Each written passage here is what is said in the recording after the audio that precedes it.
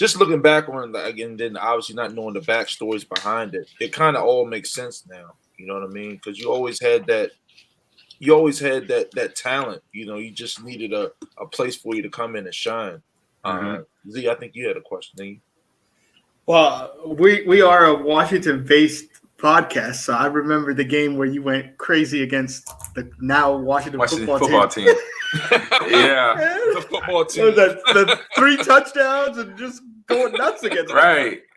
Actually, so we had 2 games against the Washington team. So one game, it was a Monday night game that you're maybe referring to after 9/11. Yep. And then we played out in where is the stadium at? Landover. Landover. Yeah. In 04. We played y'all out there.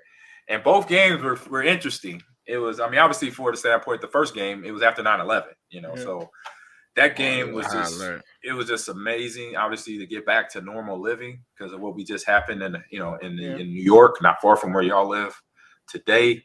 And the game for us was, we got back to football. So it was a regular game. That's what we tried to do in our heads, like get it back to regular living, because we just had the world flipped upside down on us with the terrorist attack. So it's like all the players was like, really like, let's just think football. Let's just, focus on our job so we can now, kind of get that next step out there to move on from this tragedy. So I was able to do that. And I remember during the game, so, we're having a great game. Like you said, I had a heck of a game. My offensive linemen, they were on it. They were doing their job. Because later on that season, that became my first Pro Bowl season.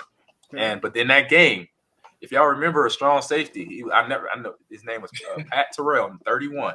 Yeah.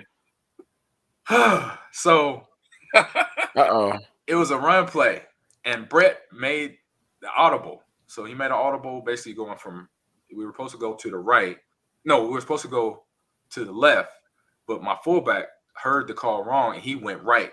So it was supposed to be a handoff solid. It was 99 handoff solid to that. It was an outside play. And so with a lead block with my fullback. So my fullback went the wrong way. I'm looking at Brett like, oh my God, what I'm gonna do? I'm getting a handoff. Like there's no will, but you know what? You got a BYOB, be your own blocker. So I get the ball, and his DBs and linebackers already there. So I'm like juking and stiff arming. And I don't know if I even pick up a yard or 2. I don't know. But my last stiff arm hit Pat Terrell right in the grill, like pop. It was like a punch because I threw it like boom. Yeah. And it was like I didn't even know where I was at, but I found out later I was like a yard out of bounds. And he's like, you little bitch, why you gonna hit me in the face like that, you little punk? I was like, oh, right, yeah. Oh, you calling me out my name? Okay. I got you. So I run back to the huddle.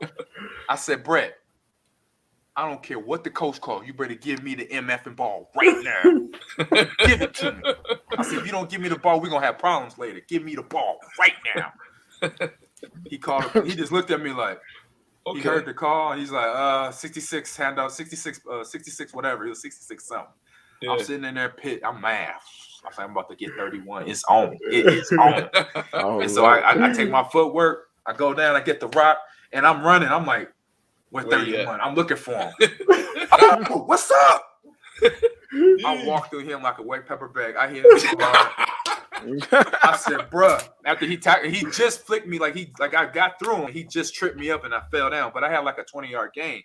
Because I was I had to go to the defensive backfield to find him. I had to go 15, 20 yards to go get him. Yeah. Trucked him. I said, boy, don't you ever call me out my name again. What is wrong with you? I walked back to the huddle. And so what the funniest part was, the next day, watching film, my coach, Sylvester Crooms, goes, hey, G, what he say to you before this play? And I said, what you mean, coach? He said, just watch this play, and you're going to see that you had probably about a 65-yard touchdown run. You hit the hole so fast, but I could see you were looking for somebody. Just watch the play. So he hits play, and I see the hole open up, and I'm like, oh, right, coach, you're right. He's like, yeah, you could have scored a touchdown, but you decided to go look for number 31. That's why I asked you, what did he say to you? I was like, he called me a bitch. He's like, he thought I hit him in the mouth late and all this. And I was like, And so I was just taking care of business. He called me out my name. Hey, this is football, bro. You know, that's my dogs Apollo and Ace right there. Some big the two English masters. You got the O-line in your house, bro. Right. But yeah, he was like, bruh. He was like, I know you were mad, AG, because he said that's the only time you get mad, you do this to people on the football field. I was like, yeah, he called me out my name. He disrespect. That was totally disrespect. You know, I had to give it to him. I'm sorry. I was like, I had to. I'm sorry, coach. I'm sorry, coach. You know, he's like, man, no, you still had 150 yards and 3 touchdowns. You good. I know you were mad at somebody. Oh man, they done froze the film on you. Said, wait a minute, let's talk about this. Yeah, he was like, wait a minute. He's like, no, you know, you could have had another touchdown here. I'm like, what, really? And he showed me the film. I was like, oh man. I was like, oh, my bad. I'm not mad at you. Yeah, I would have done the same thing. Nah, we're not going. Let's go. Like, what? You call me what? My mama don't. My daddy don't talk to me like that. I'm a grown man.